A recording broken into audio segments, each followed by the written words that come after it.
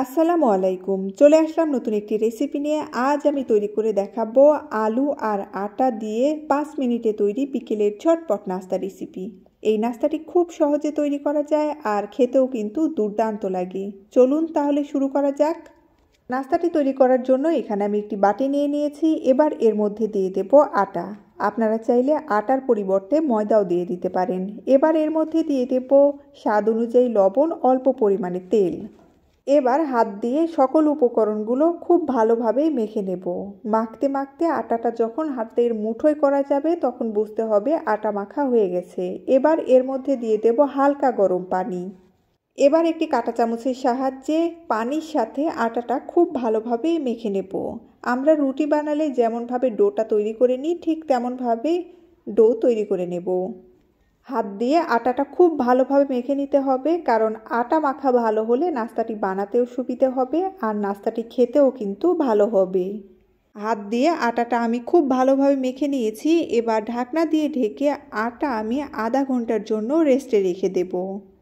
এদিকে আমি আলুর পুরটা রেডি করে নেব। তার জন্য আমি চুলায় একটি প্যান বসিয়ে দিয়েছি। এবার এর মধ্যে দিয়ে দেব পেঁয়াজ কুচি, রসুন কুচি, দিয়ে দেব কাঁচামরিচ কুচি, দিয়ে দেব তেল। ফ্লেভারটা ভালো আসার জন্য দিয়ে দেব অল্প পরিমাণে গোটা জিরে। এবার অল্প আঁচে নেড়েচেড়ে পেঁয়াজ রসুনগুলো আমি হালকা করে ভেজে নেব।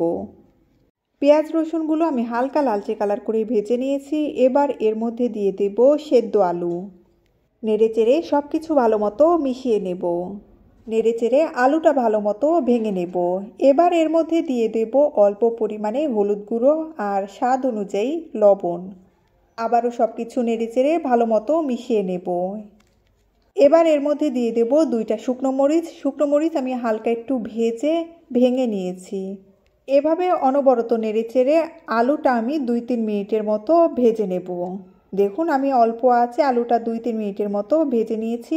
আলু রান্না হয়ে গেছে। এই পর্যায়ে চুলা থেকে নামিয়ে নেব। এই নাস্তাটি কাউকে বানিয়ে খাওয়ালে সে কিন্তু এই নাস্তার ফ্যান হয়ে যাবে। এখানে আমি একটি বেলনাফিরা নিয়ে নিয়েছি। এবার এর মধ্যে মাখিয়ে রাখা আটা থেকে অল্প একটু আটা নিয়ে হাত দিয়ে চেপে চেপে এমন গোল আকৃতির করে তৈরি করে নেব। ওপরে একটু শুকনো আটা ছড়িয়ে এবার রুটি বেলে নেব। যতটা সম্ভব পাতলাভাবে রুটিটা বেলে নিতে হবে। দেখুন রুটিটা আমি এমন পাতলাভাবে তৈরি করে নিয়েছি। এবার এই রুটিটা আমি সাইডে রেখে দেব আর আরেকটি রুটি তৈরি করে নেব। নাস্তাটি তৈরি করার জন্য একসাথে 2টা রুটি তৈরি করে নিতে হবে। দেখুন এখানে আমি আরেকটি রুটি তৈরি করে নিয়েছি। এবার এর ওপরে আগে থেকে তৈরি করা আলুর পুরটা এমন করে দিয়ে দেব। একটু ফাঁকা রেখে রুটির উপরে এমন করে আলুর পুরগুলো দিয়ে দিতে হবে। দেখুন পুরা রুটির ওপরেই আলু আমি এমন করে দিয়ে দিয়েছি। এবার আগে থেকে বানিয়ে রাখা আরেকটি রুটি এর উপরে দিয়ে দেব।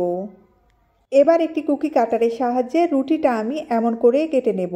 আপনাদের কাছে কুকি কাটার না থাকলে গ্লাসের সাহায্যেও কেটে নিতে পারেন। পুরা রুটিটাই আমি এমন করে কেটে নিয়েছি। দেখুন নাস্তাগুলো তৈরি হয়ে গেছে। আপনাদের দেখে বুঝে নিতে হবে আমি কেমন করে নাস্তাগুলো তৈরি করে নিচ্ছি। সবগুলো নাস্তাই এমনভাবে তৈরি করে নেব। এবার আমি চুলায় একটি প্যান বসিয়ে দিয়েছি। এর মধ্যে দিয়ে দেব তেল। তেল যখন হালকা গরম হয়ে যাবে এর মধ্যে বানিয়ে রাখা নাস্তাগুলো দিয়ে দেব। এবার অল্প আঁচে উল্টিয়ে পাল্টিয়ে নাস্তাগুলো হালকা লালচে কালার করে ভেজে নেব। এক পাশে হয়ে গেছে, এবার উল্টিয়ে দেব। অপর পাশেও এমন করে ভেজে নেব। আমি 3-4 বার উল্টিয়ে পাল্টিয়ে নাস্তাগুলো হালকা লালচে কালার করে ভেজে নিয়েছি। এবার উঠিয়ে নেব। তৈরি হয়ে গেল খুব সহজে এবং খুবই মজাদার শুধুমাত্র 2টি উপকরণ দিয়ে বিকেলের ঝটপট নাস্তা রেসিপি। আপনারা বাড়িতে একবার হলেও এই নাস্তাটি ট্রাই করে দেখবেন। এর স্বাদ মুখে লেগে থাকবে। বিকেলের চায়ের সাথে জাস্ট জমে যাবে। এতক্ষণ পাশে থাকার জন্য ধন্যবাদ সবাইকে।